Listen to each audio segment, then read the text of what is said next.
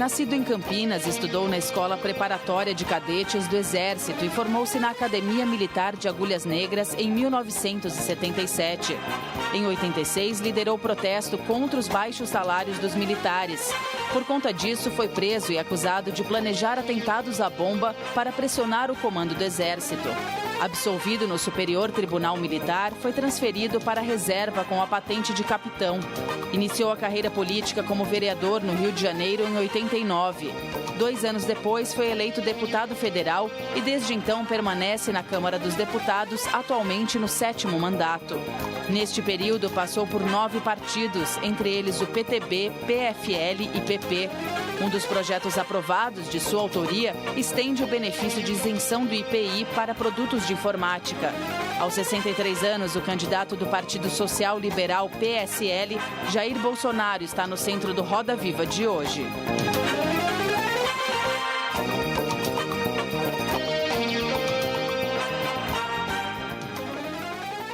Bem-vindos a mais este Roda Viva, o mais tradicional programa de debates da TV brasileira.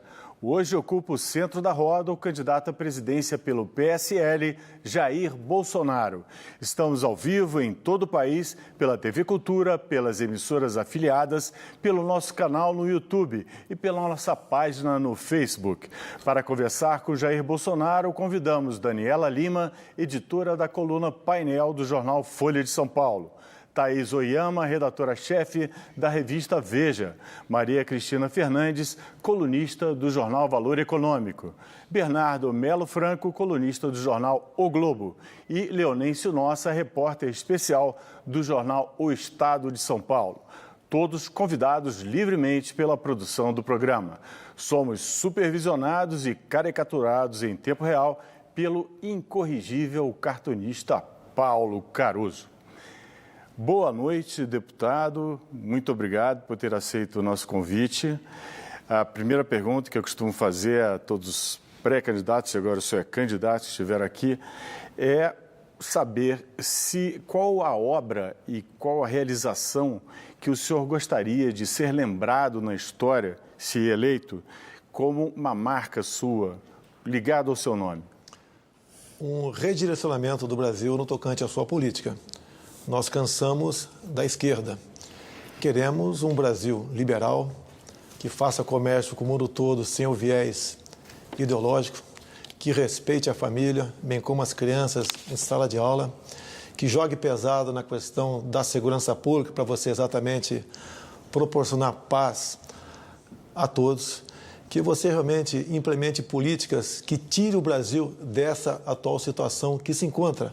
Valorize o homem do campo, jogue pesado contra o IMST e que tenha, se aprofunde o seu comércio, em especial com países melhores do que nós.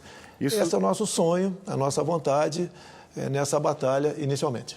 Agora, deputado, isso são ideias gerais para o seu governo. Eu gostaria de saber de uma obra, uma realização, como o Getúlio passou a história como autor da CLT, o Fernando Henrique como o Plano Real, como autor do Plano Real. Eu queria que o senhor dissesse um projeto, uma obra, uma realização que o senhor tem em mente, que gostaria que passasse para a história com o seu nome.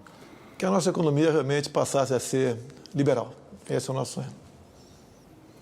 Vamos começar a nossa rodada aqui de perguntadores com a Maria Cristina Fernandes do Valor. Deputado, na votação do impeachment da ex-presidente Dilma Rousseff, o senhor fez uma homenagem ao coronel Carlos Alberto Brilhante Ustra. O coronel, como o senhor sabe, foi condenado no tribunal de segunda instância por tortura. Eu gostaria que o senhor definisse o que o senhor conhece por tortura, como o senhor definiria tortura e se o eleitor deve esperar que o senhor, eleito presidente da República, aceite a tortura como uma prática das forças policiais do Estado. Primeiro, de acordo com a nossa Constituição, ninguém poderá ser julgado, ninguém poderá ser declarado culpado sem uma sentença transitada em julgado. Isso não aconteceu no caso do coronel Carlos Alberto Brilhante Ustra. Nós abominamos a tortura. Tá? Agora, naquele momento, o mundo vivia, o Brasil em especial, um clima bastante complexo, né? A tal da Guerra Fria.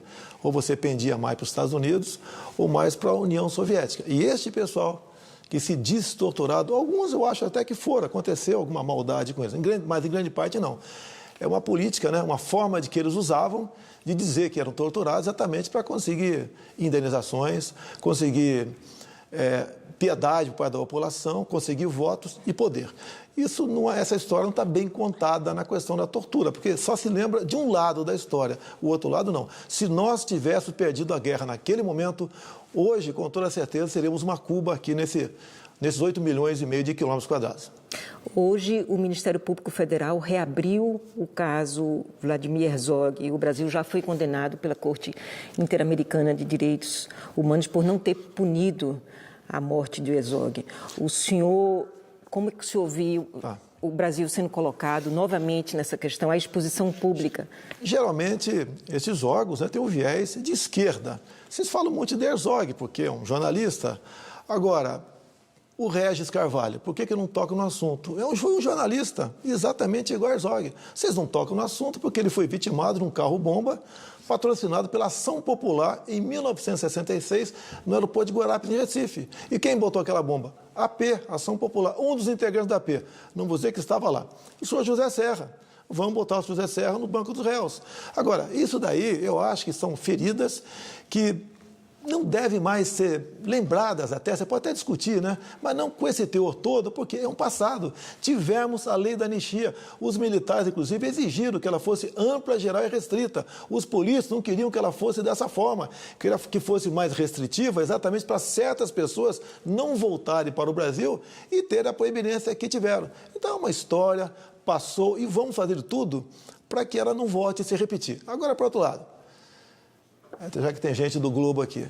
Olha só, o editorial do Roberto Marinho, de 7 de outubro de 1984, publicado na capa do jornal Globo, diz lá o primeiro parágrafo: participamos da Revolução Democrática de 1964, identificados com os anseios nacionais de preservação das instituições democráticas, ameaçadas pela radicalização ideológica, distúrbios sociais, greves e corrupção generalizada.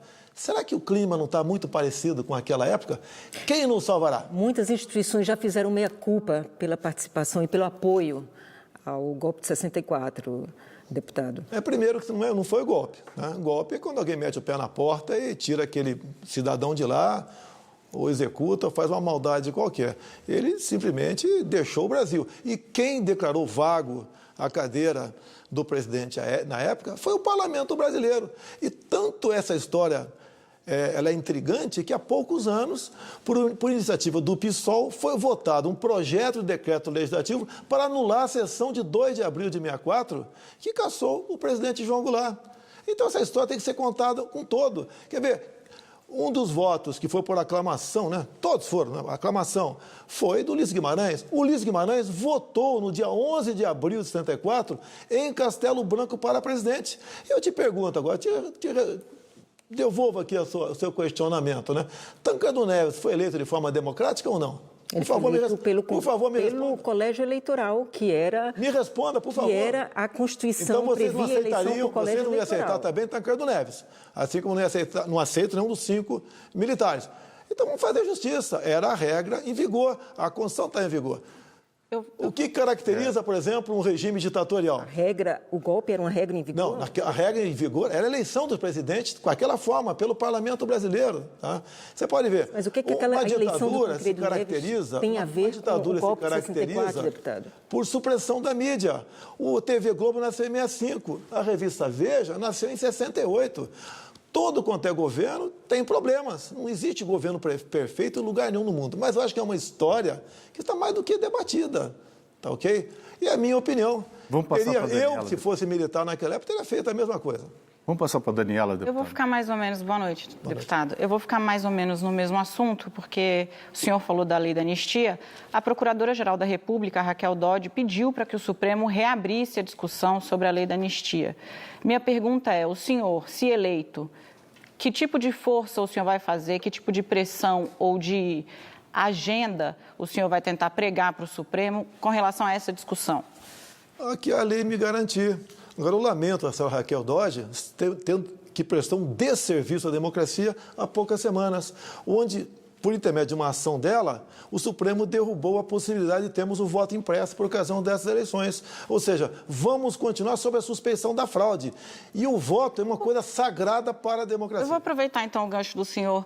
Por que o senhor já disse várias vezes que eleição sem voto impresso é fraude? O senhor já disse nas suas redes sociais, é quase uma marca do senhor.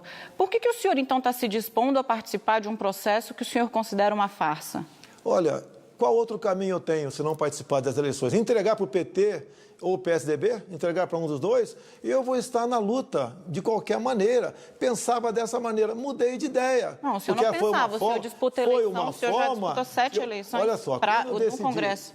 Quando eu decidi em 2014 disputar as eleições, eu aproveitei um projeto em andamento, emendei-o e aprovamos o voto impresso, que todos nós desconfiamos. Você não tem como comprovar que houve fraude, nem eu que não houve. Temos a dúvida. E nós sabemos que o poder joga pesado. E a argumentação da senhora Raquel Dodge para que o voto impresso deixasse de valer foi a seguinte, que a impressão do voto prejudica a segurança das eleições. Não consigo entender que justificativa. Sim, porque você pode violar o voto, o sigilo do voto. Então todas as eleições de papel no passado foram suspeitas. Não, porque você não sai com o papel, né? Você deixa o papel na urna. Nesse caso, você sairia com o papel. Mas não sairia com o papel, não. Se o senhor perder, se o senhor for derrotado, o senhor vai aceitar o resultado? O sentimento que eu tenho nas ruas, tá, é que eu tenho muito mais votos do que até o Lula. Eu sou recebido de uma forma completamente diferente que o Lula foi em suas caravanas, em qualquer lugar que eu vá, em qualquer canto do Brasil. Isso é uma realidade. A aceitação é enorme para com o meu nome. O que o povo está vendo em mim é confiança, é credibilidade, alguém diferente dessas pessoas tem que se apresentar. Mas o senhor aceitaria a derrota como um resultado válido? As eleições, de qualquer forma, estarão sob suspeição. Vamos supor que eu venha ganhar no voto eletrônico. O outro lado vai arguir a suspeição. Dá tempo ainda de recuperar pelo menos aqueles 5% das sessões que teriam impressão do voto, que serviria como uma pesquisa. Bernardo. Deputado, boa noite. Boa noite. O senhor tem criticado a política tradicional, tem criticado a corrupção dos grandes partidos, mas o senhor passou muitos anos no PP do Paulo Maluf, o senhor passou anos no PTB do Roberto Jefferson e até recentemente o senhor era visto com muita frequência ao lado do deputado, ex-deputado agora preso, Eduardo Cunha. Eu queria lhe perguntar o seguinte, o eleitor deve acreditar no candidato que faz esse discurso de outsider ou no político que passou tanto tempo do lado de gente que está condenada por corrupção? Primeiro, raras vezes eu estive ao lado do Eduardo Cunha. Não é verdade? Não. Eu gostaria de ter estado mais vezes ao lado dele, inclusive. Agradeço a ele a aprovação do voto impresso. Quando você fala em Paulo Maluf, Roberto Jefferson, por ocasião da votação da ação penal 470, Mensalão, o senhor Joaquim Barbosa foi muito claro. Ele disse ali, trocando em outras palavras, né, que eu fui o único deputado da base aliada que não foi comprado pelo PT. O senhor Roberto Youssef, delator, também disse, tá, em delação premiada, em juízo, disse que eu fui um dos 3 deputados federais do PP que não foi buscar dinheiro na Petrobras. Eu fui o único deputado entre 1.428 candidatos que não aceitou doação de dinheiro da JBS Friboi. Então, não é porque eu estou naquele meio lá que eu sou corrupto, tenho essa intenção, ou não sou aquilo que na prática, eu represento. E o dinheiro da JBS que entrou para o senhor devolveu, depois o partido depositou exatamente a mesma quantia na sua conta. Sim. Olha só, em 2014... Muito claro que foi uma doação disfarçada, não? Calma. Eu te explico. Em 2014, você não podia doar para candidato. Você tinha que doar para o partido. A JBS, entre outras empreiteiras, doaram para vários partidos. E o presidente do meu partido me ligou, tá, o Ciro Nogueira, e falou que ia botar 200 mil na minha conta para a campanha. Agradeci. Ao longo de 4 anos, eu agreguei quase 3 milhões de reais, só que no mesmo dia, ou melhor, no dia seguinte, um assessor meu, que é o major da Polícia Militar de Brasília, Jorge Oliveira, ligou para mim e falou, olha, esse dinheiro que entrou na tua conta é da JBS Friboi. do partido. Então, eu devolvi para o partido o dinheiro em cheque. A revista Veja, obrigado, Thaís, foi a única imprensa que fez essa matéria e pediu do partido o dinheiro do fundo partidário. Porque quando você recebe o recurso, você vem carimbado a origem dele. Então, não aceitei. E naquela época, prezado Bernardo, não existia a figura da propina legal. Então, sabia que ia ter problema, até porque a JBS tinha pego há pouco tempo, talvez por influência do senhor Henrique Meirelles, que estava no conselho da JBS Friboi, pegou empréstimo de 9 bilhões de reais. E aproximadamente 5% disso doou para partidos. Ora, uma empresa que vai buscar empréstimo doa 5% para partidos, com que interesse? Está na cara, foi uma operação casada, está na cara que ali nasceu a figura da propina legal. Deputado, agora a Thaís da Veja, por favor. Ali. Boa noite, deputado. Eu vou mudar um pouco o tema para economia. O senhor sempre que perguntado sobre o assunto, o senhor diz que não entende de economia e quem entende é o Paulo Guedes, um de seus coordenadores de campanha. Mas aí, caso o senhor seja eleito, o presidente será o senhor e não o Paulo Guedes, evidentemente. Será o ministro, provavelmente. Mas, e daí, se vocês brigarem e acabarem se divorciando, para usar uma metáfora que o senhor gosta de usar, como é que fica a política econômica? O senhor tem um plano B? Primeiro que eu duvido que poderá haver uma briga entre eu e o Paulo Guedes. Num primeiro momento, conversamos muito, tá? E eu acho que em alguma coisa eu o convenci, a parte da política. E ele, em grande parte, me influenciou no tocante à economia. Quantas vezes eu falei para ele, Paulo, tua proposta está maravilhosa, mas temos um filtro pela frente, chamado Câmara e Senado. Nós não queremos apresentar uma proposta que não vai ter chance de ser aprovada. Como, por exemplo, quando chegou essa primeira proposta da Previdência do Temer, né, / Meirelles, eu falei, não vai passar. E o Paulo Guedes falou, mas como? Tem que passar, Paulo, eu concordo contigo. Mas não vai passar por vários motivos, entre outros, você está aí uma véspera de eleições. Tá? Outra coisa, quando você bota no papel os 65 logo de cara, de idade, a esquerda, como fez, usou, dizendo que todo mundo ia se aposentar só depois de morto. Por coincidência, eu estava no Piauí quando essa proposta chegou. E eu peguei um atlas ali do IBGE e vi que a expectativa de vida no Piauí é de 69 anos de idade. Então, dá para você aprovar a reforma da Previdência. Você tem que realmente aprovar a reforma da Previdência, não necessariamente essa que está aí. Você pode aprová-la paulatinamente. Agora, não haverá. Até porque o Paulo Guedes é meu posto Ipiranga, eu tenho vários postos Ipiranga. Também está aqui presente o general Heleno, é meu posto Ipiranga nas Forças Armadas. Mas deixa eu só continuar na economia também, é meu pouquinho. posto Ipiranga na questão do agronegócio. Tá certo. Só para completar essa pergunta, o senhor então admite, o senhor tem um perfil bastante diferente, é como se um casal tivesse, personalidades opostas. O senhor era até pouco tempo estatista e o senhor Paulo Guedes, um liberal conhecido, notório, de Chicago. Então, as possibilidades de que surjam faíscas não são pequenas, né? Um casamento, o senhor sabe como é. Não é assim alguma coisa tão fácil de levar. Então, eu repito, o senhor tem um plano B, caso isso aconteça? Não tenho plano B nesse caso, não. Né? Você pode ver, a minha fama de estatizante, porque eu votei contra o Plano Real. Sim, votei contra o Plano Real. Os governos vinham de vários planos, né? Vários planos, cruzado, Collor, tinha tablitas, congelamento de preço, confio de poupança. Eu resolvi não votar favorável àquilo. Agora, por quê? Porque eu era, em 94, tá, que a MP, que criou a URV, é de 28 de fevereiro de 94. Aquela inflação de janeiro e fevereiro daquele ano dava 97%. Ela foi expurgada dos militares das Forças Armadas e eu representava, assim, os militares das Forças Armadas. Tentei negociar com o ministro da Fazenda e da Economia aquela questão, para que o novo salário e o URV, a partir de 1º de março de 94, usasse o mesmo critério do servidor do Legislativo, do Judiciário, do Tribunal de Contas da União, e não consegui. Só me sobrou aquilo, votar contra. Deputado, então o senhor disse que não tem um plano B, só para encerrar, desculpa, Ricardo. Então quer dizer que seus apoiadores têm que rezar para o senhor e o senhor Paulo Guedes se darem muito bem, o senhor Paulo Guedes continuar com saúde, porque do contrário não temos plano B. Para a tristeza da esquerda, dos estatizantes, nós não morreremos, não.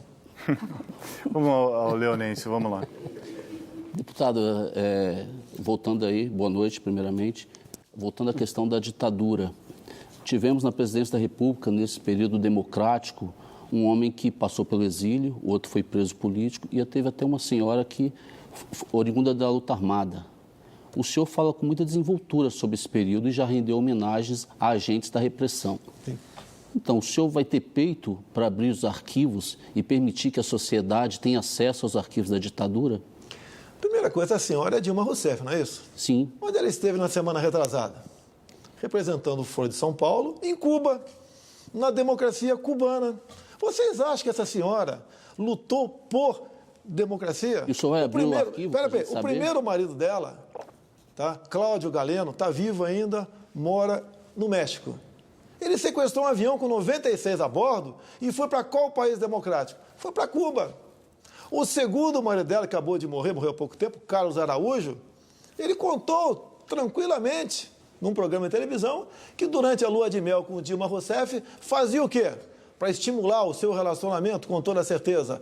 Expropriava bancos, roubava armas em quartéis e roubava caminhões de carga na Baixada Fluminense. Está a herança dela aí. Hoje em dia, os caminhoneiros, né, os transportadores, arcam com prejuízo de R$1,5 bilhão de reais por ano, fruto de roubo de carga no Brasil. Você acha, com todo respeito, o prezado jornalista aqui, esse tipo de gente lutou por democracia? Você acha disso? Quando Fidel Castro morreu, eu estava lá chorando aos prantos no túmulo daquele homem que matou tanta gente. Você acha que eles lutaram por democracia de verdade? Então, se eleito, o senhor vai abrir os arquivos para a gente saber dessa história? Não tem mais arquivo nenhum. Tem sim, tá? Tem sim.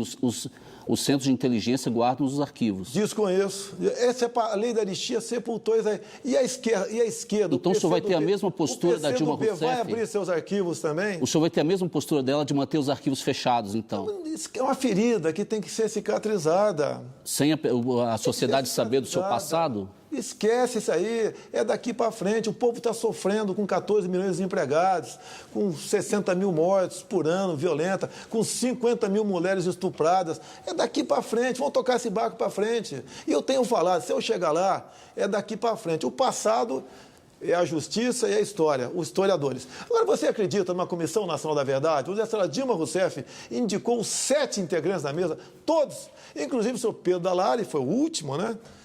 Mas o senhor está fugindo da pergunta. Eu estou perguntando se o senhor vai abrir os arquivos. Nada, é daqui para frente, não temos nada a esconder. Tá se não tivesse, abriria. Eu desconheço esses arquivos, os papéis já foram, com toda certeza, já sumiram. Candidato, não está guardado por aí, não. Candidato, o Herzog... Eles foram no Superior Tribunal Militar, pegaram tudo lá. Quando, em 2010, a Folha de São Paulo quis pegar o processo da Dilma Rousseff, né, através de um habeas data, o Lula pressionou o Superior Tribunal Militar e não foi entregue o processo da Dilma. Então o senhor vai agir como ele, então? Não, mas agora está aberto. Agora eu já consegui o processo da Dilma. Quando acabou, eu consegui o processo da Dilma. Está à tua disposição se você quiser. Candidato, não é o caso mais tratarmos desse assunto. Passou. Candidato, o Herzog foi prestar depoimento desarmado por livre e espontânea vontade e não voltou. Sim. Agora, o Comitê Interamericano, que é composto por juristas de vários países, não tem nada de esquerda, tem juristas renomados de vários países que compõem, chegou à conclusão que ele foi morto sob tortura. Quer dizer, o senhor não admite isso? Não foi um crime? Olha só. Suspeita-se de ter sido morto sob tortura, tendo em vista ter sido enforcado, parecer enforcado no 1,20 m de altura, aproximadamente, não é isso? Não, e tem outros indícios também. Já foi refeito, inclusive, atestado de óbito dele. Seria impossível alguém morrer enforcado, né, praticar o suicídio, 1,20 m de altura. Tem 2 operações da Polícia Federal recente aqui, tem poucos anos. A mais importante foi em Goiânia. Pegaram um cara que praticava o sequestro, sequestrava e mandava para fora do Brasil criança. Foi preso. Amanheceu enforcado num 1,5 m, num 1,20 m também numa cela. Mas será que também não houve olha só, por tortura ali? que para nós é execução e para ele, por outro lado, é suicídio? O senhor não poderia prestar um serviço ninguém sabe. fazendo Na verdade, uma reavaliação? Pode dizer que foi ou não foi. Pode ter sido. Por que o senhor não acaba com essa história e abre os arquivos caso seja eleito, então? Você acha que existe um arquivo no tocante a isso? Eu não acho, eu tenho certeza. Alguém foi falar, não, nós demos pancada, né, quebramos de porrada ele...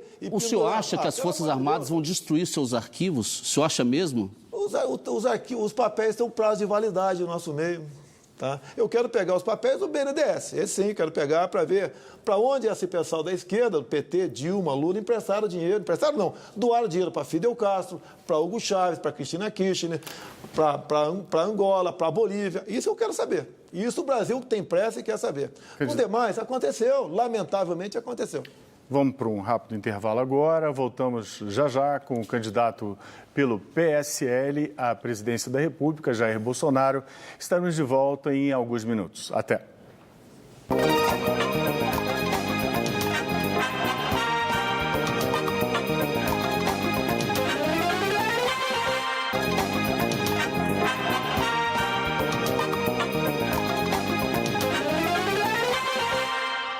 Estamos de volta ao vivo com o candidato Jair Bolsonaro. Vamos ver agora a pergunta do Frei Davi, coordenador da organização não governamental Educafro. Candidato, pesquisas das universidades revelam que os cotistas brancos, negros e indígenas estão com notas iguais ou superiores à alta classe média que não usou a cota. Candidato, caso eleito, como o senhor pensa em otimizar essa fantástica política de ação afirmativa no Brasil? É fantástica para ele, para mim não. Eu até perguntaria, se eu pudesse perguntar, né, para ele. A minha filha, é justo entrar na faculdade por cota? Eu acho que não, né? Mas o meu sogro é o Paulo Negão.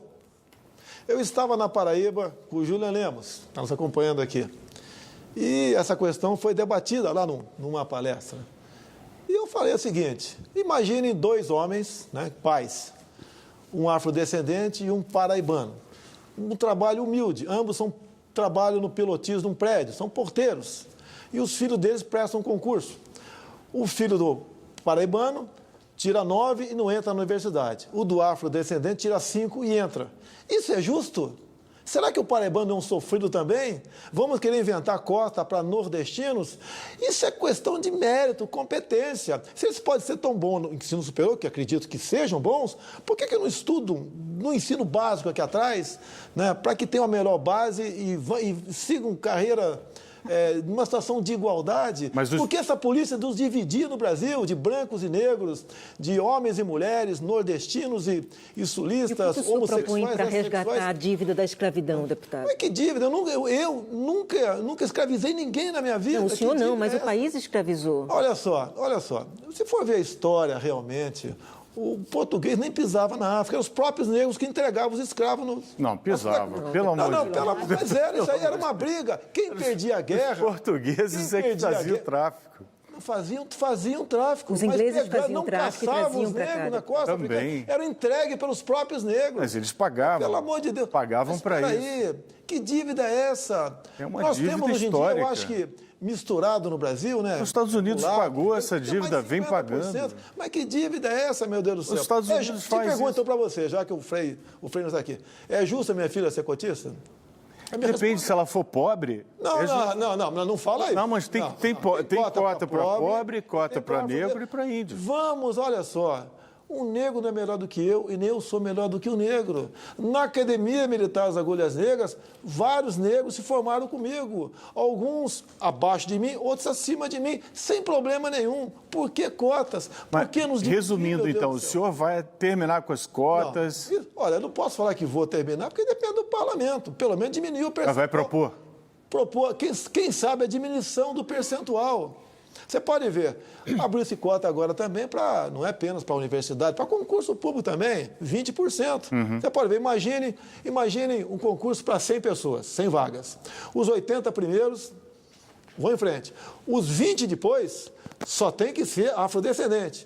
Se o 20º for o 300º, você vai ter 220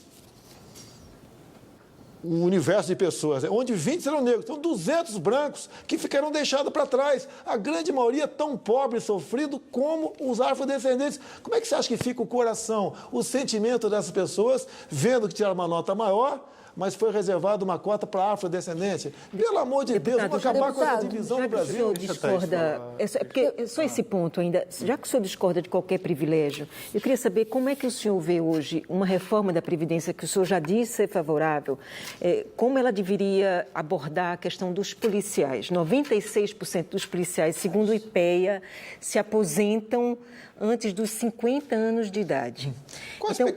Então, o que eu gostaria de saber é que, e muitos desses PMs, quando chegam a coronel, eles têm o teto de governador. O coronel da PM tem um teto de governador. Só aqui em São Paulo, há 1.800 coronéis da PM na reserva e 60 na ativa.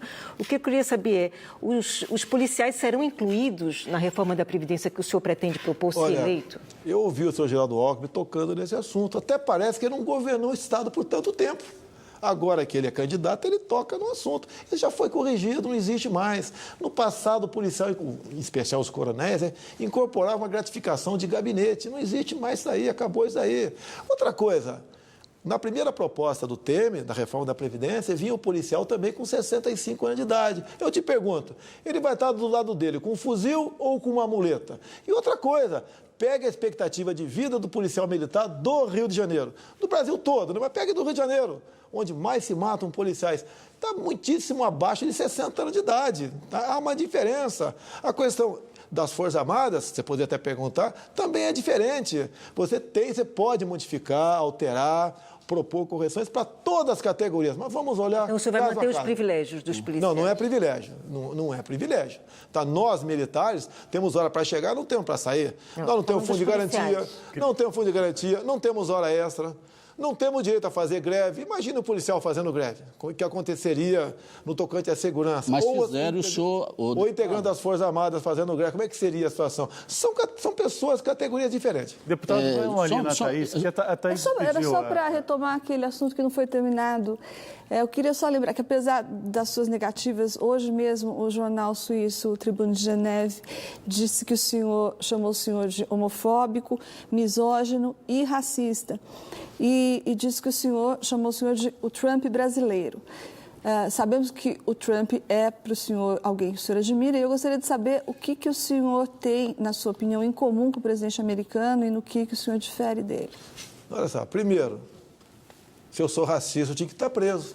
Eu não tenho imunidade. Se eu ofender um afrodescendente agora, impedir de entrar no elevador, tá? Isso é crime de racismo, tem que ser preso mesmo sendo deputado federal. O senhor já foi denunciado criminalmente, deputado. São calúnias, isso aí, nada mais além disso, calúnias, como a questão de homofóbico. A minha briga é contra o material escolar. Você sabe, Thaís, se eu sou homossexual ou não? Você não sabe, nem eu sei se você é também, ou aqui também, não sei, não interessa para nós. Não pode o pai chegar em casa, encontrar o Joãozinho de 6 anos de idade, brincando de boneca, por influência da escola. Por que eu sou misógino? Por que eu não gosto de mulher?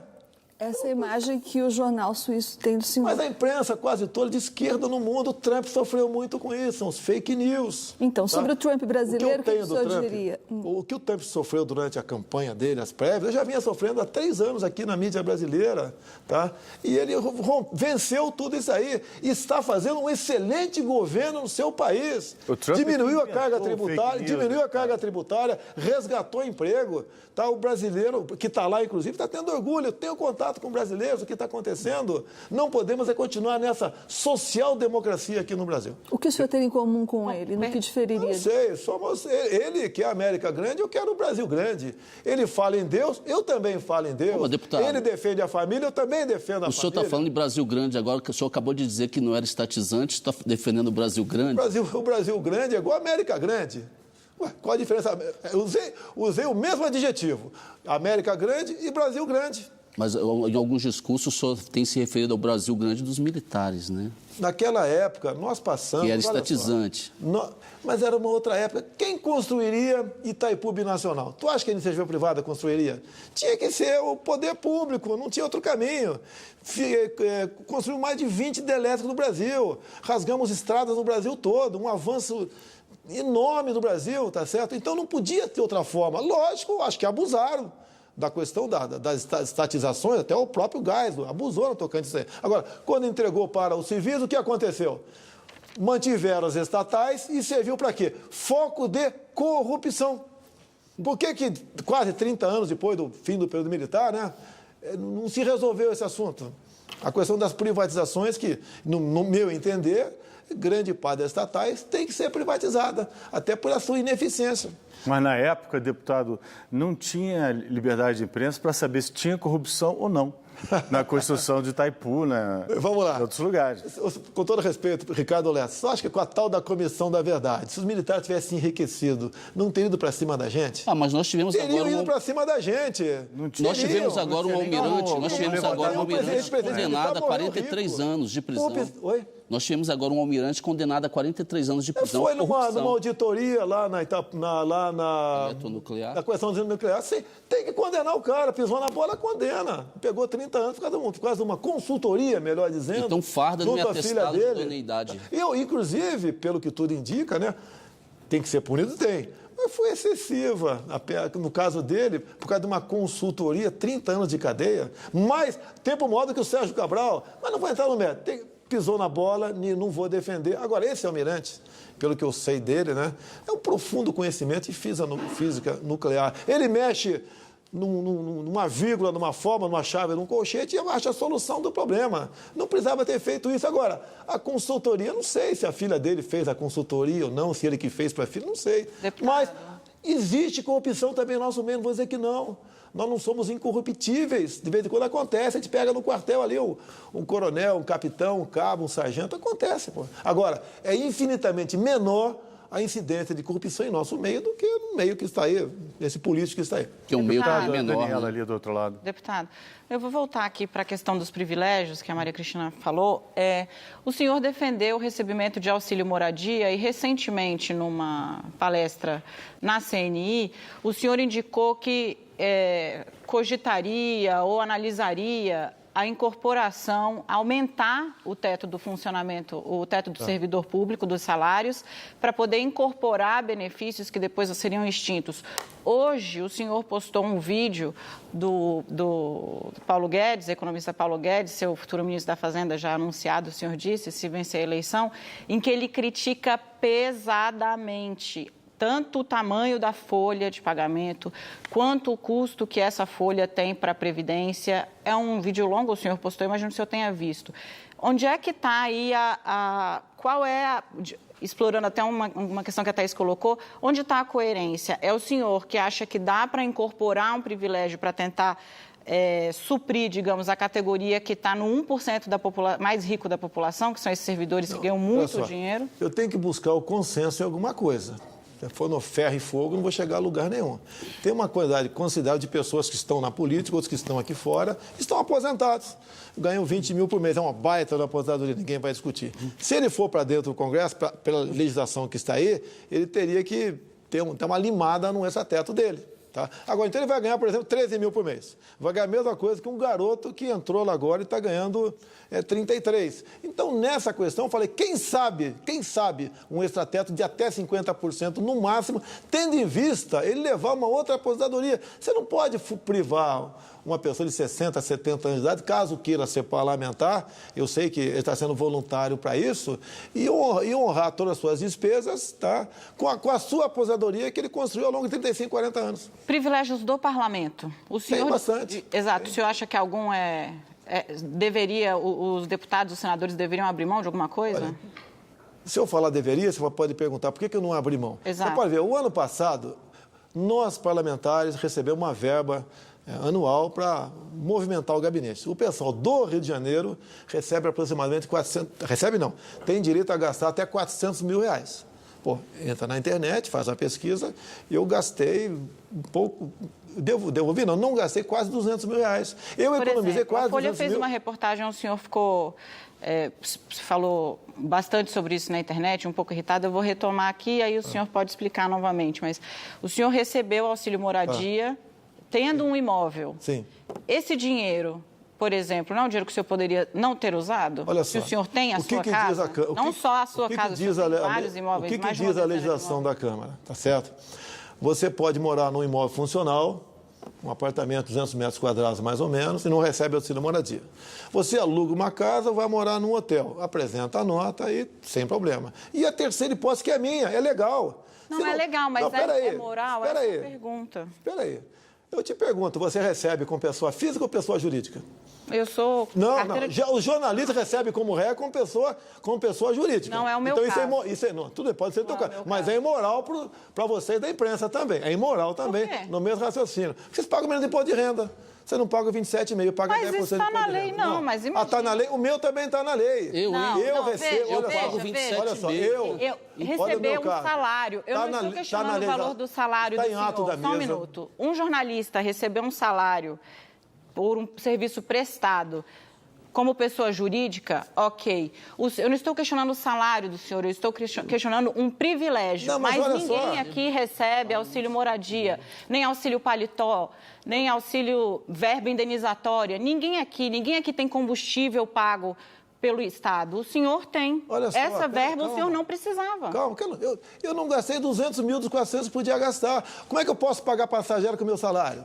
Não tenho condições. Eu tenho, inclusive, o direito de viajar por todo o Brasil com essa verba da Câmara. Porque eu represento o Brasil, que representa o Estado, é o senador. E a terceira hipótese que está na analisação da Câmara, o parlamentar, por exemplo, ele recebe auxílio moradia e é descontado 27,5% de imposto de renda, que era o meu caso.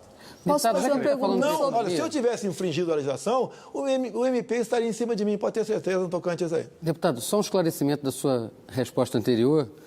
O senhor disse que se fosse racista, o senhor estaria preso. Mas o senhor não disse para o telespectador que o senhor já foi denunciado pela Procuradora-Geral da República por crime de racismo. O senhor vai responder essa denúncia no Supremo Tribunal Federal, eventualmente pode ser absolvido, eventualmente pode ser condenado. Agora, o que eu queria lhe perguntar... Deixa eu responder essa daí.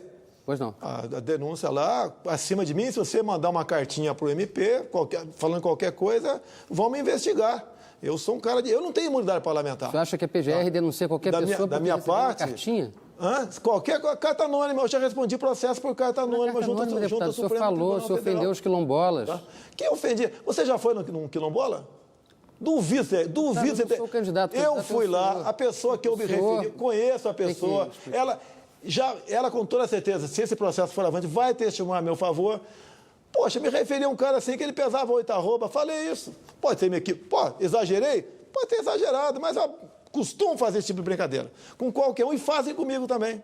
Agora, eu não vi maldade nisso. Isso não é o racismo, você impedir um afrodescendente de fazer alguma coisa. Você não promover, o capitão não promover um negro, por exemplo, a cabo, só porque... Isso que é racismo. Você acha que a ofensa não é racismo? Não, isso não é racismo. Isso que a senhora Raquel Dodge entregou não é racismo. É a mesma coisa da questão que eu recebo de... uma bola mais leve pesava não sei quantas arrobas, né, que é uma medida que se usa para... Então vamos revogar. Eu podia falar 1/8 de tonelada também. Qual o problema? Na brincadeira. Se você vê meu semblante, brincando. Brincadeira. Pode ser uma brincadeira infeliz?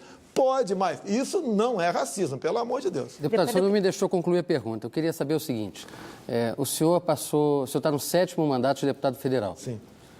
O senhor, durante esse tempo todo, desempenhou suas funções de parlamentar. Uma das mais importantes é votar o orçamento, fiscalizar o uso do dinheiro público pelo governo federal. Agora, quando o senhor se apresenta como candidato, o senhor diz que não entende nada de economia, que vai passar no posto Ipiranga para saber o que deve decidir, o que deve assinar. Nesses 28 anos, o senhor nunca se preocupou em se preparar para um assunto tão importante que interferia no seu mandato? Eu nunca integrei a comissão de orçamento da Câmara. Mas são 20 e poucas comissões. Nunca passou assim como nunca integrei a comissão de saúde, então não posso ser presidente também, que tem que indicar o ministro da saúde. Tá?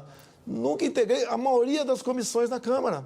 Lá é um mundo, a Câmara, você não pode fazer tudo. Agora, você fala em fiscalizar, a última CPI que funcionou na Câmara tem mais de 20 anos, nada mais funciona na Câmara. A última CPI que funcionou na Câmara pegou o seu aliado, Eduardo Cunha, numa mentira, e depois ele foi cassado. Porque o senhor, baseado no quê? Diversas vezes, esteve ao lado dele. Mas ao lado todos dele, nós no Congresso, com o Eduardo em culto Cunha. evangélico, em palanque, é só procurar. Quem está nos assistindo pode procurar Eu não sabia que ele tinha problemas, ora. O seu nome e o nome dele.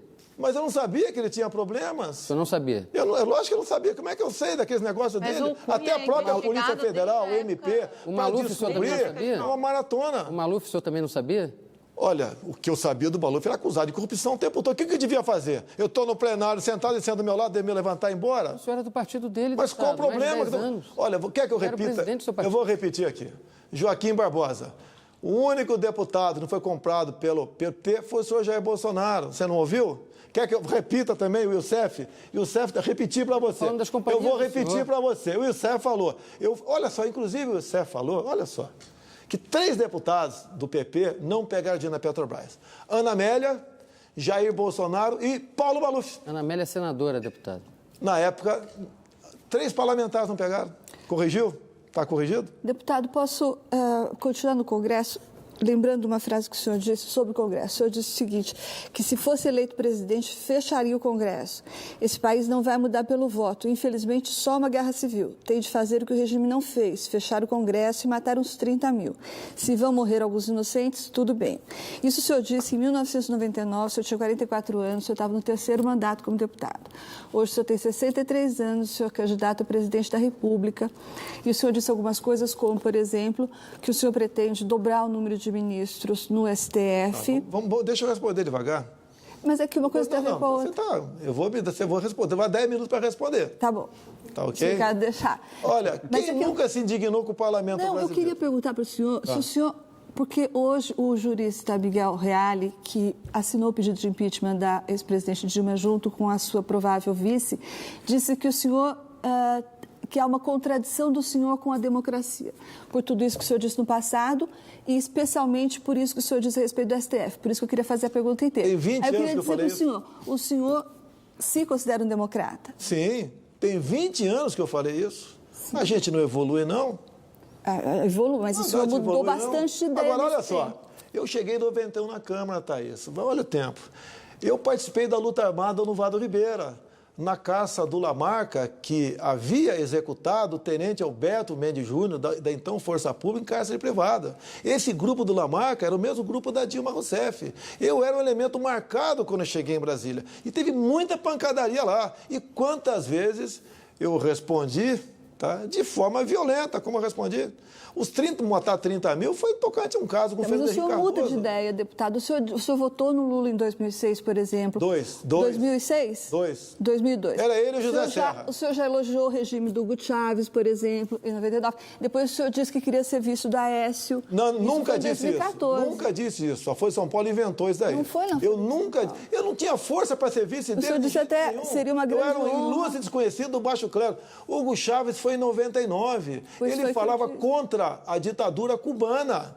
Ele elogiava os Estados Unidos. Então, mas são mudanças de ideia. O senhor não acha que o seu eleitor tem direito de falar, mas ele muda muito de ideia, radicalmente. Não. Quem mudou foi o Hugo Chávez, não foi eu. Eu me indignei com o Congresso, com muita gente, por várias vezes, fica indignado com o Congresso. Quem não está indignado com o Congresso agora é que vai gastar 1 bilhão e 700 milhões com campanha. Não tem dinheiro para a saúde, para a educação, mas para fazer politicagem, tem recurso. Deputado, quem é que não está indignado com o parlamento, com esse monstruoso fundo partidário, para reeleger os mesmos que quase nada fizeram pelo Brasil? Eu nem vou passar para o próximo. A gente vai para um rápido intervalo agora e voltamos num instantinho com o candidato à presidência, Jair Bolsonaro. Não saia daí rapidinho. Até.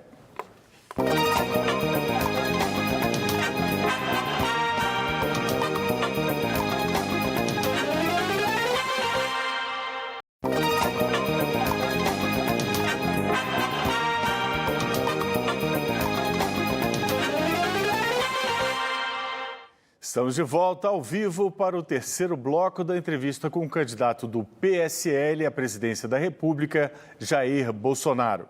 Vamos agora a uma pergunta do diretor de Inovação e Articulação do Instituto Ayrton Senna, Mozar Neves Ramos. Candidato, na sua eventual gestão, qual o papel que o Ministério da Educação deveria desempenhar? E mais, nessa mesma direção, as universidades, o ensino superior público federal, deveria estar no Ministério da Educação ou no Ministério de Ciência e Tecnologia? Eu tive há pouco numa viagem junto com o Onyx Lorenzoni, no Japão, Coreia do Sul e Taiwan, até para olhar a questão de pesquisa, de inovação, tá? E para trazer algum ensinamento para cá. Nós somos carentes nessa área. Tá? Nós não temos pesquisa no Brasil, coisa rara. O que nós temos que fazer é inverter a pirâmide educacional, aplicar mais no ensino fundamental, até para acabar com a história de cota no Brasil, dar condições na base para todo mundo. A comunidade científica, por exemplo, está no segundo plano aqui no Brasil. Tá? E eu acho que não interessa onde vai ficar essa parte, né? Ela tem que ter uma pessoa isenta e com conhecimento de causa para levar essa política avante. Qual o grande problema do Brasil? São as indicações políticas, né? É uma área que interessa, ciência e tecnologia. Quem é o nosso ministro de Ciência e Tecnologia? Não é uma pessoa conhecida nesse setor. Temos que botar alguém lá que realmente tenha conhecimento dessa questão. E quando eu fui aqui na Mackenzie, em São Paulo, eu fui ver a pesquisa do grafeno. Tá? Inclusive, levei pancada da imprensa, né? Gastou dinheiro da Câmara para fazer campanha na Mackenzie. Eu falei com 2 pesquisadores, a mais nada além disso daí. Mas nós temos que investir, sim. Não é só investir apenas, dar meios para que o pesquisador possa exercer seu trabalho. Você pode ver, se você quiser, por exemplo, entrar na área da biodiversidade, você tem uma dificuldade enorme. Agora, está cheio de gente roubando a nossa biodiversidade na região amazônica. Não sei se entendi a pergunta dele, mas eu acho que ele quer liberdade para poder trabalhar e que essa pasta, né, que interessa esteja no ministério mais adequado para que nós tenhamos um ganho nessa área realmente. O senhor já tem um candidato a ministro da Ciência? Olha, eu tenho conversado com o astronauta Marcos Pontes, ele quer colaborar, não necessariamente como ministro. Eu acho que a bagagem dele, os astronautas são bem tratados no mundo todo como heróis nacionais, né? É o único astronauta do Hemisfério Sul, ele continua na NASA e é uma pessoa que está com muito gás, está com muita vontade. Eu acho que é uma pessoa certa, se não como ministro, colaborando no Ministério da Ciência e Tecnologia. Deputado, o senhor fez greve no Exército, vez ou outra, quando tem motim de PM, o senhor sempre está perto e o senhor sempre está aumentando os seus números de seguidores no Facebook, no Twitter, por causa desses motins. Agora teve greve de caminhoneiro, o senhor participou, quer dizer, deu apoio, né? Qual é a ordem que está na bandeira do ex-capitão do Exército? Greve no Exército, eu amotinado, pode ter certeza, se eu tivesse feito isso, é mais do que uma cadeia, que isso não é transgressão disciplinar, isso é crime militar. Com toda certeza, o Superior Tribunal Militar teria me excluído. Então, não procede essa afirmação. No tocante aos caminhoneiros, eu não fui na pista. Você não me viu nem um dia na pista. Mas nas redes sociais, 2 anos antes, lá, né? Olha só, há 2 anos antes do problema, eu estava acompanhando os caminhoneiros. Os problemas dele. Problema de eixo levantado, um absurdo cobrar pedágio de eixo levantado. Tá? É a questão da indústria da multagem, que não é só para caminhoneiro, não. É uma praga para todo mundo. É uma máfia, a indústria da multa. Questão de estradas, roubo de cargas, tá? E eles tinham esses problemas e o governo dizer que foi pego de calças curtas, não. Eu os apoiei no primeiro momento. Alguns dias depois, eu fiz uma nova comunicado a eles e pedi para que encerrassem, porque o Brasil ia quebrar. Ia quebrar para todo mundo, e não queremos isso. Mas metade deles me criticaram, outra metade concordaram, o movimento acabou depois, tem sequelas até hoje ainda, mas o que falta aos governos, né? É a capacidade para se antecipar a problemas. Isso é latente em qualquer governo. Porque o governo que não tem... os motins das polícias? Olha, fizeram, eu não participei de nenhum. Você não me viu, você não tem uma troca de mensagem minha com nenhuma pessoa. Mas botou vídeo no Facebook, teve mais de 1 milhão de Qual vídeo? curtes. De qual greve, qual motivo? Em fevereiro do ano passado, na greve da Polícia Militar do Espírito Santo. Me mostre, eu dizendo que eles têm que permanecer nos quartéis. Não existe esse vídeo. Dando apoio, inclusive dando apoio ao capitão Assunção. O capitão Assunção foi meu amigo quanto parlamentar. Que era o líder da greve. Não sei a condição dele que estava fazendo. Eu não tive qualquer contato com ele. Grampos telefones foram feitos. Eu teria o meu identificado se tivesse feito qualquer ligação para ele. O capitão Assunção é extremamente responsável pelo que ele faz. Tá certo? Agora, não me acusa daquilo que não fiz. Na minha bandeira é ordem e progresso. Nunca participei de greve, motim ou apoiei a motinada. Mas essa ordem tem muita confusão, não, deputado? Tem muita confusão nessa ordem do senhor. Por que cita o meu nome sempre? Reparou que eu estou em todas? Sim, porque o senhor que vai nas redes sociais defender esses movimentos. Não defendi. Redes sociais não procede. Sim, essa greve do Espírito Santo o senhor defendeu. Não procede. Deputado, o Brasil tem uma carga tributária de 33% do PIB. E o senhor tem dito que quer reduzir essa carga tributária. Agora, Agora, eu queria saber, porque o senhor sempre diz que não é obrigado a entender de educação, de saúde, de economia no detalhe, mas o Brasil voltou a conviver com febre amarela. Era uma doença que estava erradicada das cidades desde 1942. A mortalidade infantil, cuja redução era um dos orgulhos dos últimos anos, também voltou a subir. Então, eu gostaria de saber como é que o senhor, assim, que políticas o senhor pretende propor para que esses problemas deixem de acontecer no Brasil, se a carga tributária vai reduzir? Como é que o senhor vai cuidar da saúde do Brasil com menos dinheiro, deputado? Há uns 20 e poucos anos atrás, a Inglaterra passou de 28% para 21% a carga tributária. E ela subiu. O Trump está fazendo a mesma coisa. Quando você fala em educação, eu vou contar aqui uma história real. O senhor Antônio Hermílio de Moraes foi entrevistado em 2009. Sim. E a repórter perguntou para ele. Ele estava à frente da Beneficência Portuguesa. E ele era, se não me engano, naquela época, o quarto homem mais rico do Brasil. Da repórter perguntou para ele. O senhor tem colocado dinheiro do teu bolso na beneficência? Porque aqui está funcionando tudo muito bem. Ele falou, não. Daí ela falou o seguinte, perguntou para ele, já que o senhor não bota dinheiro, as outras assemelhadas, que grande parte do recurso é do SUS, não estão funcionando, e tu está. Qual é o segredo? Ele respondeu uma coisa muito simples. Qualquer cheque acima de R$3 mil, quem assina sou eu. Então, falta zelo com a coisa pública, pegar de frente a questão da corrupção. Mas qual é a sua proposta para que a mortalidade infantil deixe de subir e para que o Brasil não volte a conviver com a febre amarela como está acontecendo? Quando se fala em mortalidade infantil, mortalidade infantil, tem muito a ver com os prematuros. É muito mais fácil um prematuro morrer do que um que cumpriu a sua gestação normalmente. Medidas preventivas de saúde. Tem muito mais a ver com saneamento básico do que com prematuridade. Olha só, eu tenho um mar de problemas, né? Tem a ver a questão com o passado daquela pessoa, sanitário dela, tem um montão de coisa. A alimentação da mãe tem um montão de coisa. Estou citando aqui um exemplo apenas, que eu tive com um parlamentar, que é da área de saúde, ok? O Mandetta, de Mato Grosso do Sul, que falou que aplicou lá em Mato Grosso do Sul e deu certo na questão dos prematuros. Você, inclusive, acaba economizando. Há muita gestante não dá bola para a sua saúde bucal, ou não faz os exames do seu sistema urinário com frequência. Então, certos problemas advêm disso e a possibilidade de prematuros aumenta assustadoramente. E cada prematuro, por dia, gasta uma UTI em torno de R$4 mil. Sobra dinheiro para outras coisas. É para jogar na prevenção. Agora, eu vou dar a missão, e nem preciso falar que vou dar a missão, né? Quem for para o Ministério da Saúde, ele tem que realmente cuidar da saúde e não da doença prioritariamente. Deputado, você vai fazer isso reduzindo sobre a sua... Não, olha só, se você reduzir, o que acontece? Não só a Inglaterra, você vai conjugar isso daí também, com desburocratização, desregulamentação, que é o inferno a vida de quem quer empreender no Brasil. Quem está em sã consciência, quem quer ser patrão no Brasil? Em sã consciência. Eu estou falando de saúde, deputado. Não, mas espera, você falou economia. Como é que vai reduzir impostos e vai atender a economia? Eu estou falando Mas a economia, de saúde, se você, por exemplo, aumentar o número de empregos no Brasil, a tendência de alguém procurar hospital diminui. Deputada, vamos por ali para a Thaís, que ela tem uma pergunta sobre a sua especialidade. O senhor falou recentemente numa reunião num banco de investimentos, falando especificamente sobre aquela situação dos 200 traficantes que fugiram da Rocinha. Aí o senhor disse... Não, o da Rocinha foi da primeira UPP lá na... Faz de conta que foi a Rocinha, vai. Foi a Rocinha. Aí o senhor disse que se o caso estivesse nas suas mãos, que o senhor usaria o seguinte método, que o senhor distribuiria panfletos por helicópteros, dizendo que os bandidos se rendessem em 6 horas. E caso eles não se rendessem em 6 horas, aí o senhor me mandava metralhar tudo. E o senhor disse que um caso como esse não aconteceria mais se o senhor fosse presidente.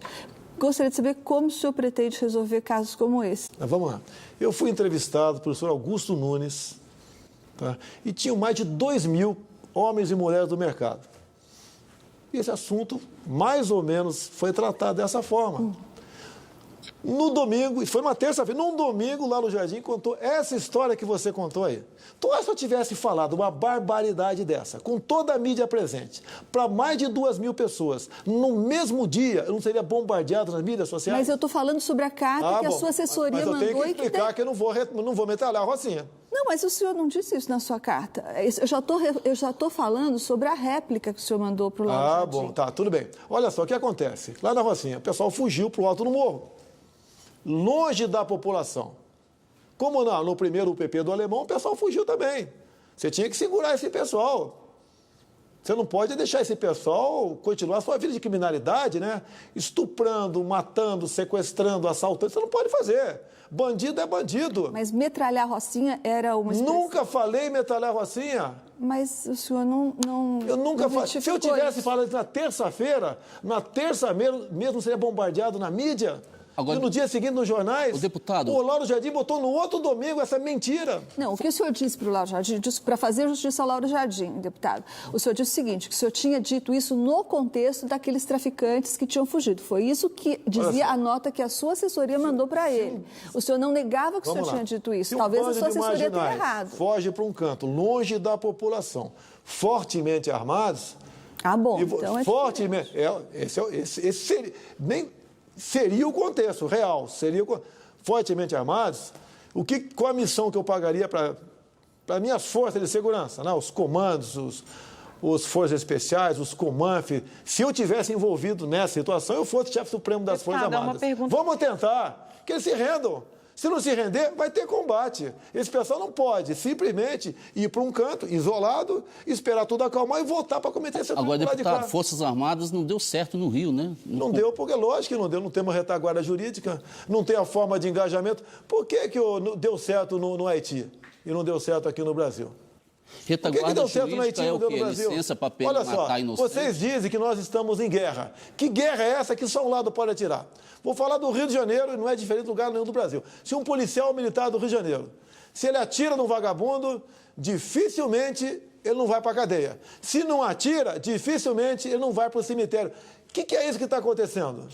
Nós devemos continuar poupando vida desses Falta de inteligência, por exemplo, das forças que não conseguem resolver nem a morte de uma vereadora e do seu motorista. Vou te fazer, olha só, vou te fazer um convite. Eu tenho certeza que o comandante da Polícia Militar vai endossar meu convite, né? Eu posso até ir contigo, de vez em quando eu sou meio maluco, né? Numa operação qualquer, vamos juntos para mostrar para a polícia, você mostrar para mim, para a Polícia Militar, como é que você toma certas decisões, cumpre a missão sem atirar. A questão de inteligência, olha, meu Deus do céu, não é tão fácil assim, não. Os caras lá em cima não têm inteligência, não. Mete fogo para baixo e que se exploda o mundo. Se o senhor for eleito, o senhor vai sustar a intervenção federal no Rio? Essa intervenção que está aí, eu não colocaria em prática. Eu pediria no Congresso... Ela termina em dezembro, né? Não vai ter. Se eu tiver, não vai ter. Até porque não está resolvendo nada. Olha só, eu acho que todo mundo aqui tem alguém que prestou serviço militar obrigatório. Quem que é esse garoto que está prestando, que prestou ou que está engajado? Tem 20 anos de idade.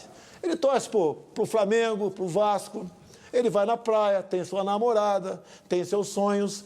Esse garoto, jovem garoto, está lá agora nessa força de segurança do Rio de Janeiro. Há um entreveiro, troca de tiro. Há um ricochete, morre um inocente. É justo você pegar esse garoto que o Estado botou um fuzil no peito dele e submetê-lo a uma auditoria militar para ser condenado a 12, 30 anos de cadeia, o mesmo para o policial militar? É justo isso? Não é justo para nenhum dos dois. O Estado tem que ser, o chefe tem que ter responsabilidade. O comandante da missão dá os meios e é responsável por tudo que acontece ou deixa de acontecer. Você está tratando com gente com um fuzil, que mata inocentes rindo o tempo todo. Nem carro blindado adianta você ter mais no Rio, porque os caras vão de fuzil.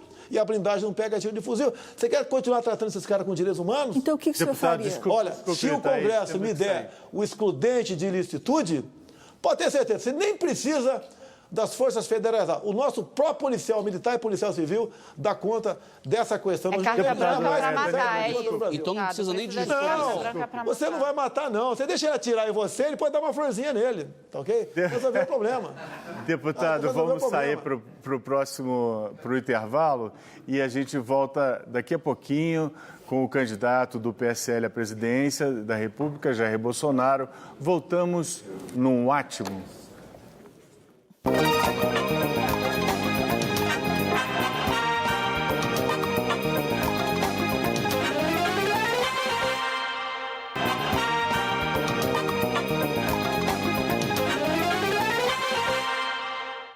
Estamos de volta para o quarto e último bloco da entrevista com o candidato do PSL, Jair Bolsonaro. Antes de passar para a pergunta que temos agora do jurista Zé Gregório, eu queria informar a todos que estamos em primeiro lugar, graças também aos seguidores do deputado, em primeiro lugar mundial no Twitter. Opa, tá vendo? Vamos agora à pergunta feita pelo jurista e ex-ministro da Justiça, José Gregório. O deputado teria dito na tribuna da Câmara que um dos erros da Revolução, chamada Revolução por ele, movimento militar de 64, teria sido não mandar fuzilar Fernando Henrique Cardoso e José Gregório. É verdade?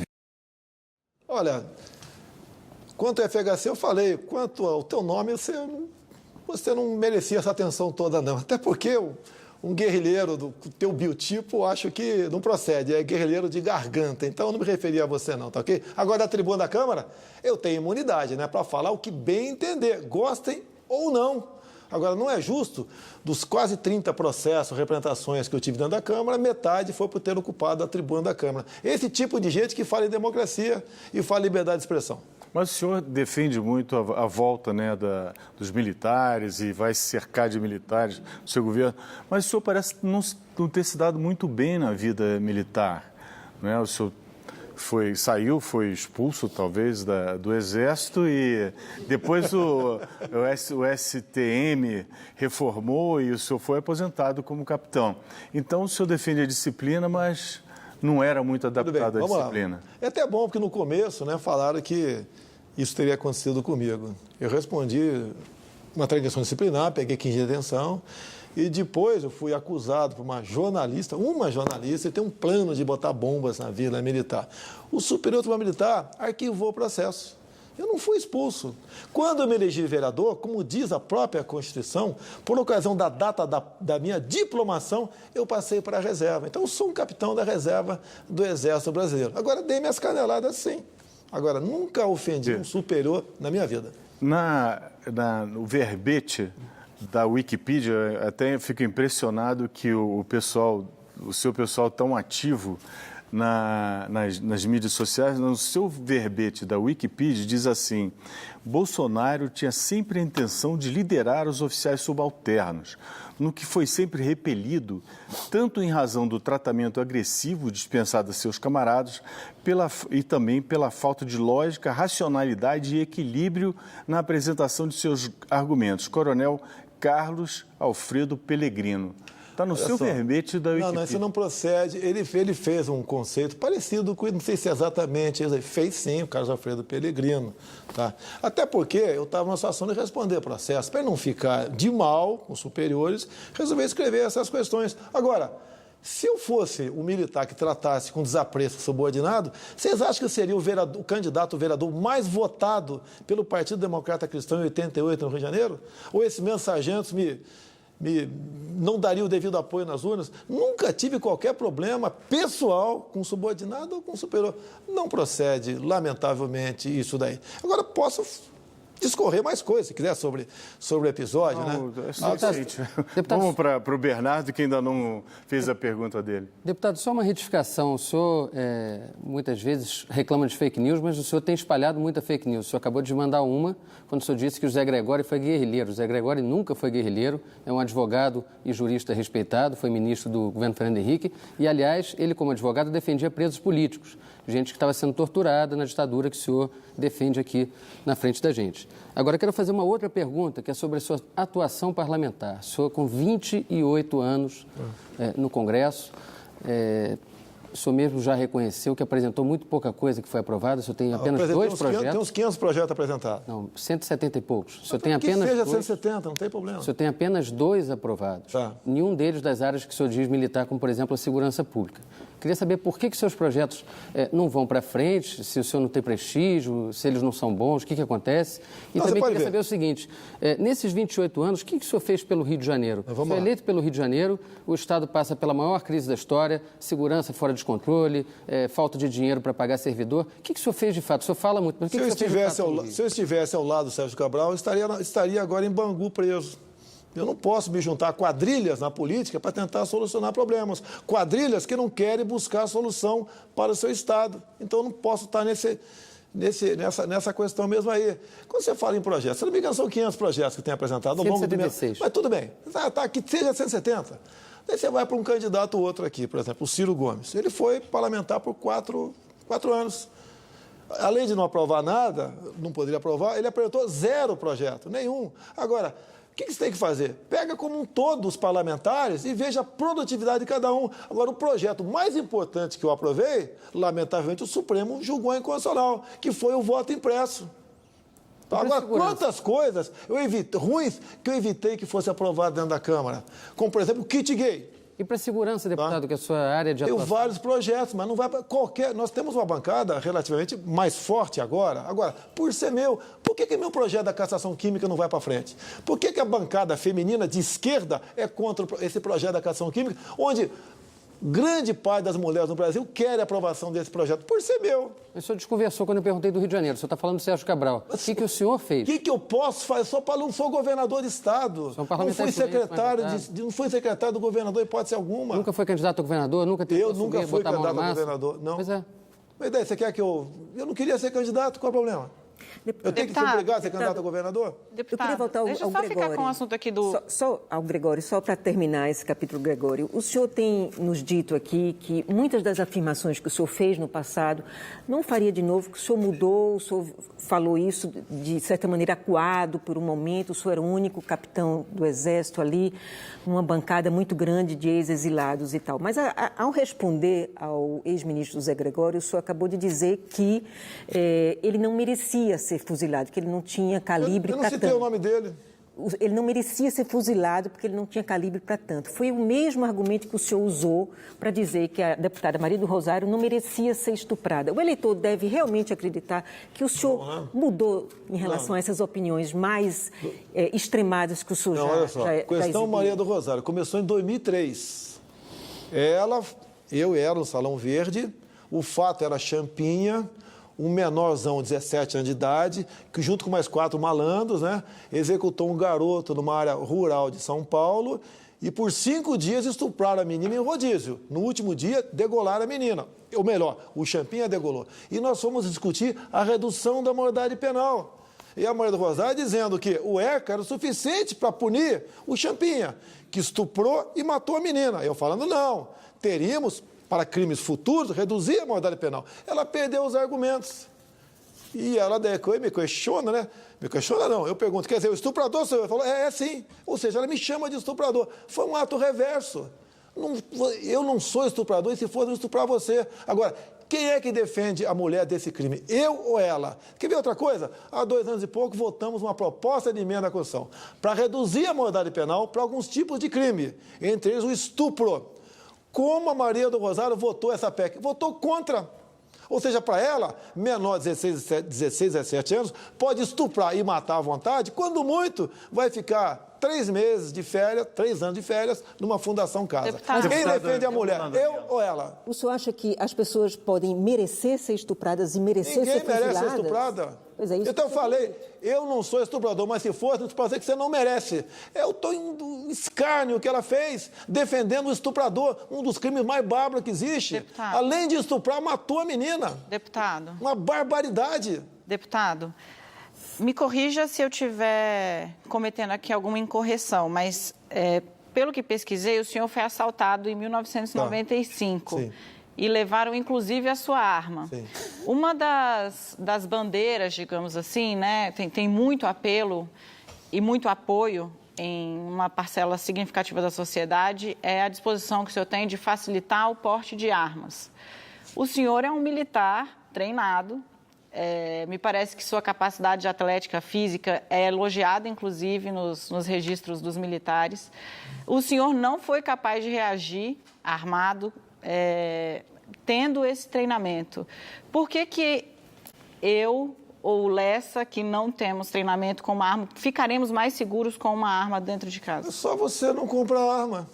É muito simples. Eu fui assaltado, sim, Eu estava na motocicleta, fui rendido, 2 caras, um desceu, me pegou por trás, outro pela frente. O registro que tem... 2 dias depois, juntamente com o 9º Batalhão da Polícia Militar, nós recuperamos a arma e a motocicleta. E por coincidência, né, o dono da favela lá de Jacari, onde foi pego lá, estava lá, ele apareceu morto um tempo depois, rápido. Não batei em ninguém, nem fui atrás de ninguém, mas aconteceu. Agora, quantos policiais levam um tiro? Porque levaram um tiro em operação, eu vou pedir demissão da Polícia Militar? Eu comprei uma arma melhor ainda, estou melhor preparado agora para reagir do que há 20 anos atrás. Agora, não podemos admitir, incorporar o espírito de cordeiro, achar que tem que entregar tudo para os caras. Os caras estão matando independente de reagir. Eu quero ter 5% de chance de reagir. Agora, quem não quiser ter arma, que não tenha. Agora, eu defendo a legítima defesa, a posse de arma de fogo. Inclusive, para você, desculpa aqui chamar de você, Daniela, tá certo? Acho que você é jovem bastante, imagina, né? Se eu ficar se me permite, tá? Chamar de você. Agora, eu estou fazendo cumprir o decidido pelo povo no referendo agora de 2005. Concordo. O povo decidiu, nós queremos comprar munição e o governo, contrariando a democracia, proibiu o povo de comprar arma. Pelo que eu li, e aí, de novo, se eu estiver cometendo alguma incorreção, o senhor, por favor, me corrija. O senhor disse que não se sentiu em condições de reagir quando assaltado lá atrás. Por quê? Mas é o seguinte, a partir do momento, ninguém estava chegando em minha direção e eu percebi algo de anormal. Quando eu vi tinha uma arma nas minhas costas, eu parei num sinal... Tá? Uma arma nas minhas costas, na minha cabeça, vou fazer o quê? O senhor conhece de segurança pública, se abordado por um assaltante e ter uma arma, é mais provável que você seja alvo de uma agressão por estar armado ou não? Eu continuo andando armado sempre que posso. Não estou armado aqui agora. E de colete à prova de balas. De vez em quando uso colete também. Não sou super-homem.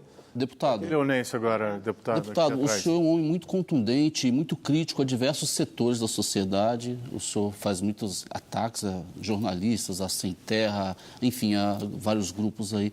Mas tem um grupo que, pelo menos nos últimos meses, o senhor não tem atacado e o senhor não fala mal. São os banqueiros. Por que o senhor não fala mal de banqueiro? Nunca? Eu nunca ataquei banqueiro. O banqueiro é uma profissão que está aí, ó. Quem quiser dinheiro vai buscar no banco. Se eu conseguir arcar com esses juros altíssimos, vai lá, pô. Ninguém é obrigado a pegar dinheiro no banco. Porque agora, quando você fala em Sem Terra, esse pessoal, os integrantes do MST são bandidos. As ações deles têm que ser tipificadas como terrorismo. Agora, na questão do campo, o senhor percorreu o interior do Brasil, tem percorrido pelo menos nos últimos 3 anos. É um dos poucos que estão aí tentando acordo, por exemplo. O senhor sabe da pujança, por exemplo, do agronegócio. O senhor sabe também da mecanização nas lavouras. E o senhor sabe também do desemprego no setor rural. Só em maio agora, segundo o IBGE, foram 254 mil postos de trabalho a menos. Como o senhor vai resolver o problema do desemprego no campo? Olha só, eu falei agora há pouco aqui que é difícil ser patrão no Brasil. Eu podia ter uma microempresa comigo no Rio. Dadas as condições, né, que existe na lei, você é estimulado para isso. Eu acho que no campo, até a CLT, tinha que ser diferente. O homem do campo não pode parar no carnaval, sábado, domingo e feriado. A planta ali vai estragar, tem que colher. E fica oneroso demais, tá certo? O homem do campo observar essas folgas, nessas datas, como existe a questão da área urbana, poxa. Agora, agregue-se a tudo isso, né? A dificuldade, são as multagens excessivas por parte do IBAMA e ICMBio. Mas não é isso que está reduzindo o emprego. Não, reduzindo o emprego é mecanização, é tecnologia. Ué, e aí, como resolver esse problema? Como resolver? Dar emprego para essas pessoas. Essas pessoas têm que ser treinadas para fazer outra coisa, porque o campo, eles estão sendo substituídos pelas máquinas. Lembra, há 10, 15 anos atrás, tinha uma questão dos boia fria, nos canaviais, todo mundo achava um absurdo, também eu achava um absurdo. Só que quando veio a máquina para colher cana, e cada máquina substitui aproximadamente 300 trabalhadores, o pessoal me fez a mesma pergunta que você está fazendo aqui agora. Olha, nós temos que estar preparados para uma alternativa. Qual? Se você apresentar como repórter, tu acha que a tua profissão vai declinar, você tem que se preparar para fazer outra coisa, poxa. Agora, o governo tem que fazer. Se o governo, né, não atrapalhar o empreendedor, não atrapalhar o trabalhador, com essa legislação enorme, com fiscalizações absurdas, eu acho que temos como melhorar essa questão do... Acho não, com toda certeza melhoraremos a questão dos empregos no Brasil. Deputado, uma pergunta rápida. A gente falou de... O Leonês falou de quilombolas, enfim, de outras minorias aí que o senhor tem criticado. O senhor recentemente criticou os refugiados. Disse que os refugiados são a escória do mundo. Ao mesmo tempo, o senhor pede voto em igrejas evangélicas, se apresenta como cristão. O senhor sabia que Jesus Cristo foi refugiado? Olha só, eu nunca generalizei o tocante refugiado. Essa lei de imigração nossa aqui é um absurdo. O Brasil agora não tem fronteiras, entra quem bem entender para cá. E junto com pessoas, não interessa de onde venham, vem gente que não presta para cá. E temos que tomar cuidado no tocante isso aí. Na tua casa, você não deixa qualquer um entrar nela, por que na nossa casa, que é o Brasil, qualquer um pode entrar? Vai lá em Roraima e veja como está a situação dos venezuelanos. Deputado. Então isso não é xenofobia, isso é cuidar do seu país, cuidar da sua pátria. E ponto final. Deputado, estamos chegando aqui ao término do nosso tempo. Queria fazer perguntas rápidas para o senhor. O senhor tem um ídolo? É meu pai, né? Meu pai foi 10. Na história do Brasil. Ídolo não tenho, tá? Tem pessoas que eu admiro. Na história do Brasil? Não, admiro, tá certo. Entre Geisel e Silvio Frota. Apesar do Geisel ter me criticado no livro dele, né? Que eu frequentei lá algumas páginas do livro dele, eu fico com o Geisel, que pegou o Brasil num momento difícil e foi em frente. Wilson Machado, do Rio Centro, herói ou criminoso? Olha, pelo que tudo indica, né? Ele não estava fazendo o seu papel corretamente lá, pelo que tudo indica, tá ok? E o Mandela, o que o senhor acha dele? Você tem que ver o passado dele também, não é isso que se pinta hoje em dia. Aí. O senhor desconfia, então. Seu livro de cabeceira? Verdade Sufocada. Verdade de qual autor? O autor? É uma história real do Brasil. Você tem que ler os dois lados. E ali é uma história com fatos, com data, com local, com episódios reais. Qual é o autor? Carlos Alberto Brilhante Ustra. Ok. Uma frase e um verso. Ou um verso. E conhecereis a verdade, e a verdade vos libertará. João 8,32. E qual é o seu sonho? O meu sonho é poder colaborar, contribuir, junto com meus amigos, com o futuro desse país maravilhoso chamado Brasil. Obrigado. Obrigado.